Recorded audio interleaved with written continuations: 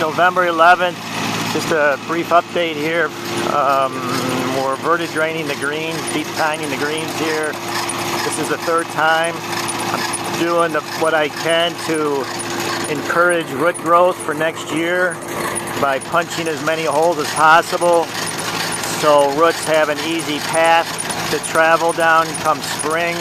It also helps drain the greens slightly in the wintertime, having some holes open in case we get some freeze thawing going on. We do use covers, as you know, so that helps alleviate the desiccation potential that could exist going into winter with open holes. We'll go see Juan. He'll follow behind Felix here and put a heavy top dressing. Some of that sand will of course drop in the holes. Much of it will get worked into the surface of the turf and help protect the crowns during winter. So you can see how long these tines are. We're getting down a good 10 inches now. What we had to do was take a tine out of each holder to make this work with the shallow roots we have. What I mean by that is in the past we've always had 4 tines per holder. You can see we have 3 here, and just omitting, we have 3 tines per holder there. Just omitting that 1 tine per holder minimize the resistance of them pulling out of the ground, lifting. You can see it's still lifting slightly. See over here.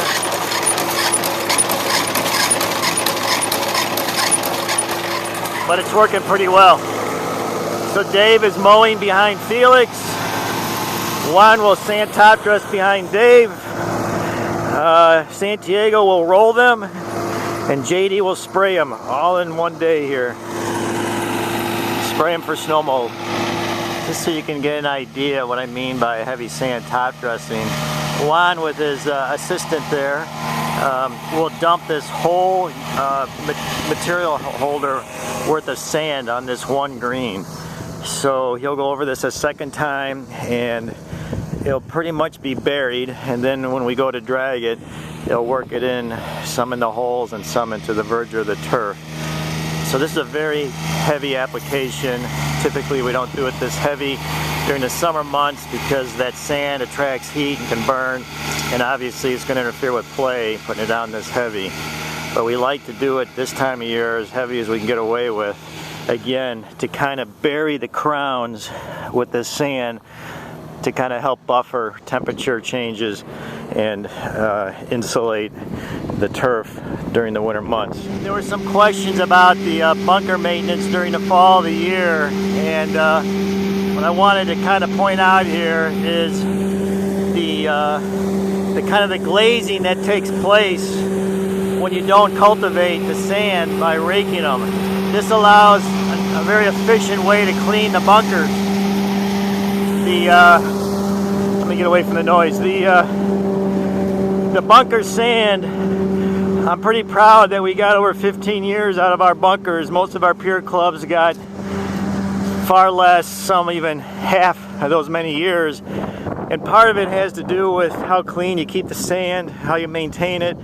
And we use the fabric, the erosion control fabric under the sand. Some clubs didn't back 15, 20 years ago when a lot of people were doing their bunkers, and they paid the price for short-lived bunkers. But all these leaves need to be blown out of here and cleaned. You don't want that debris to accumulate in the sand and pollute it. Otherwise your drainage gets compromised and the bunkers start to fail. We're just starting to see ours fail now, in my view, especially after rain events. You'll notice they drain slower and the playability suffers for a period of time.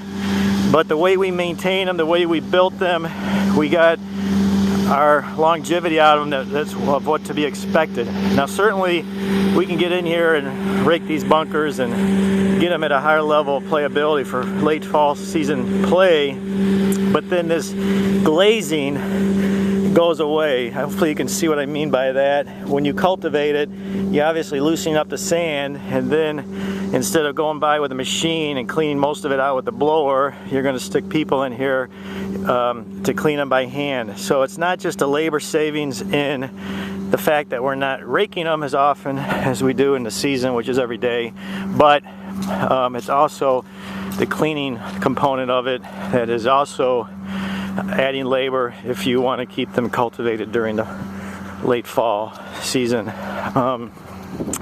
So I hope that all made sense. It's hard to talk over that equipment, but the second phase of the brick repair that the tour is paying for is underway here. You can see all the brick obviously been lifted, each one cleaned. You know, all these had to be scraped off to be put back and mate tightly together. So now the next thing will be to regrade the base here, secure the proper base up here where it was failing badly, where it was rutting up. So you can see this was all hand dug, excavated out, get back down to that clay, deepen it. Next thing they'll do is get rid of several inches of this clay and get it down to more of a solid ground, and then add fist-sized gravel, and then put this gravel back on top, and then put a finer layer of gravel on top of that. So as you can see, it's being properly cared for, or properly repaired, not just simply regrading, but actually addressing the base.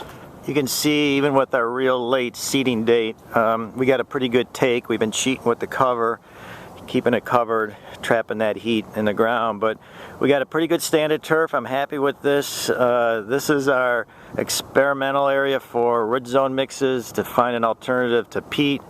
Peat has some good things about it and some things that are not so good. So we're experimenting with various products, biochar, compost, materials, and you can see there's about 11 different treatments with 3 reps. You got the red lines dividing the plots.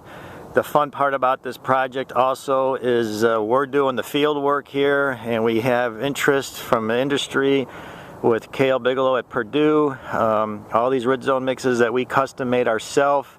We saved some for Cale and was shipped down to Purdue. It was about, well, it was 3 5-gallon buckets per rep. So you can imagine it was over 33 buckets of material that we sent down to Purdue, and he's going to do greenhouse work, we're going to do the field work, and combined find out which one offers the best rooting, the most nutrient retention, the more sustainable approach to putting green construction. We have this area down here that we started a similar study a year ago, and this one here is non-replicated, so it's a little less formal, and we decided to do it more formal so it could be part of a research effort. And what I mean by formal is we have these different materials represented individually and not replicated. And you can see, for example, this plot here, hopefully you can see in the camera, you can see with the naked eye, this treatment here, the turf is much greener. It's nice and full and dense versus this one here, which you can see it's a general thin off color. This is sphagnum peat 8515, the industry standard. This is vermicompost and biosolids. So we're learning a lot here, and we're going to find out what's the best choice for our new greens. Greg and I visited Bobolink a couple weeks ago now, and we picked up a tip there where they used some sod that was growing in their short game area, the fairway, and they used that sod around the edge of the greenside bunkers where it made sense to help reduce erosion. The rest was seeded. It's really hard to seed up to an edge of a bunker, so we replaced the vegetable garden here. The guys got this all ready to be seeded next spring with creeping bentgrass, and we will grow our own fairway height sod here with the varieties that we're going to use as seeding, and help reduce costs, and obviously have the varieties that we want being grown. It's a pretty limited amount of options as far as what's available in sod. Just these white stakes all represent sprinkler heads, so it's all